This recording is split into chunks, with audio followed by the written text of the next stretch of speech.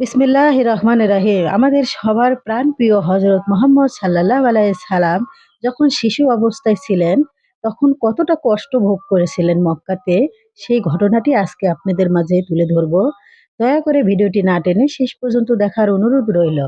একদিন শিশু নবী হযরত মুহাম্মদ সাল্লাল্লাহু আলাইহি সাল্লাম ক্ষুধার্ত অবস্থায় মক্কায় ধুলামাখা পথ ধরে হেঁটে চলেছেন। কিছু দূরে ছিল আবু জাহিলের খেজুর বাগান। আবু জাহিল এক ইহুদি ব্যক্তিকে নিয়ে খেজুরগুলো একটি বস্তায় ভর্তি করছিল। শিশু নবী হযরত মুহাম্মদ সাল্লাল্লাহু আলাইহি সাল্লাম তখন খুবই ক্ষুধার্ত অবস্থায় ছিলেন। তাই ক্ষুধা নিবারণের জন্য দুটি খেজুরের আশায় আবু জাহিলের খেজুর বাগানের দিকে যেতে লাগলো। শিশু নবী হযরত মুহাম্মদ সাল্লাল্লাহু আলাইহি সাল্লাম ধীরে ধীরে সেই খেজুর বাগানে হাজির হলেন এবং আবু জাহিলকে সালাম দিয়ে বিনয়ের সঙ্গে বললেন, চাচা যান, আমার খুব ক্ষুধা পেয়েছে, আমাকে দুটি খেজুর দিতে পারবেন? তখন আবু জাহিল তাচ্ছিল্যভাবে তাকিয়ে বলল, হে মুহাম্মদ, তোমাকে খেজুর দিতে পারি, কিন্তু একটি শর্ত আছে।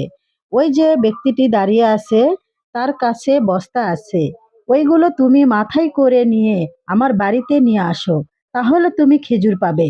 তখন শিশু নবী সাথে সাথে ওই ইহুদি ব্যক্তির কাছে চলে গেলেন। ইহুদি ব্যক্তিটি তাকে অবাক চোখে বললেন, হে বালক মোহাম্মদ, তুমি কি জন্য এসেছো?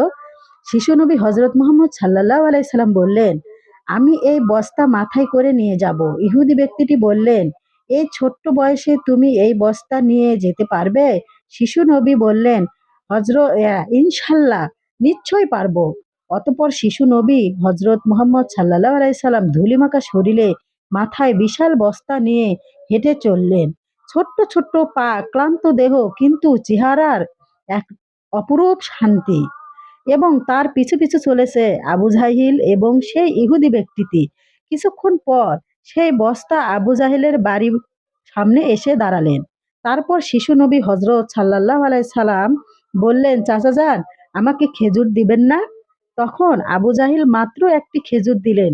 তখন শিশু নবী বললেন, চাচা যান, আরেকটি খেজুর দিবেন না?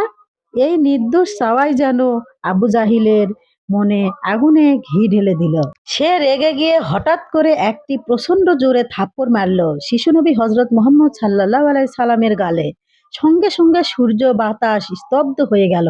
পাহাড় পর্বত যেন অশ্রু ঝরালো। একটি নিষ্পাপ শিশুর উপর এমন অন্যায় অবিচার! আবু জাহিল হাসতে হাসতে চলে গেলেন। ঠিক তখনই ঘটল এক অলৌকিক ঘটনা। খেজুর অতি বস্তার মুখ খুলতেই আবু জাহিল হতবাক হয়ে গেলেন। আবু জাহিল দেখল বস্তার সমস্ত খেজুর যেন পাথরে পরিণত হয়ে গেছে, ছোট ছোট পাথর হয়ে গেছে। চোখের সামনে এমন অলৌকিক ঘটনা দেখার পর সেই ইহুদি অবাক হয়ে গেল। এমন অলৌকিক ঘটনার কথা জানানোর জন্য ইহুদি ব্যক্তি দ্রুত তাদের নেতার কাছে ছুটে গেলেন। কিন্তু নিষ্ঠুর অত্যাচারী আবু জাহিল তখন ঘর থেকে বের হয়ে এলো এবং রাগ করে বললেন, হে মুহাম্মদ, তুমি তো বড় জাদুকর, আমার খেজুরগুলো জাদু করে পাথর করে দিয়েছো। শিশু নবী হযরত মুহাম্মদ সাল্লাল্লাহু আলাইহি সাল্লাম বললেন, চাচা যান, আমি কিছু জানি না। এই কথা বলতেই নিষ্ঠুর আবু জাহিল তার আবার একটা চর মারলেন। চরের শব্দে যেন আবারও আকাশ কেঁপে উঠল, পাহাড় স্তব্ধ হয়ে গেল, আর শিশু নবীর চোখে জমে উঠল এক বিন্দু অশ্রু। কিন্তু কি আশ্চর্য, শিশু মোহাম্মদ তখন কতটুকু বললেন, চাচা যান, আপনার হাতে ব্যথা লাগেনি তো? আহা, কি মমতা, কি সহমর্মিতা! নিজে চর খেলেন, অথচ চিন্তা করলেন চর মারার সময় আবু জাহেলের হাতে ব্যথা লেগেছিল কিনা। ফিরলেন না, চুপচাপ চলে গেলেন পাহাড়ের কিনারায়। শিশু নবীকে চুপচাপ দাঁড়িয়ে থাকতে দেখে পাহাড় গাছগুলো আহারে, তাদের কষ্টের সীমা নেই। যাকে না সৃষ্টি করলে এই জমিন, এই আসমান, এই পৃথিবী কিছুই সৃষ্টি হতো না, সেই মহান নবী আজ ক্ষুধার্ত, অপমানিত, অবহেলিত, কিন্তু তবুও পাষণ্ড আবু জাহেলের হৃদয় এতটুকু কাঁপলো না।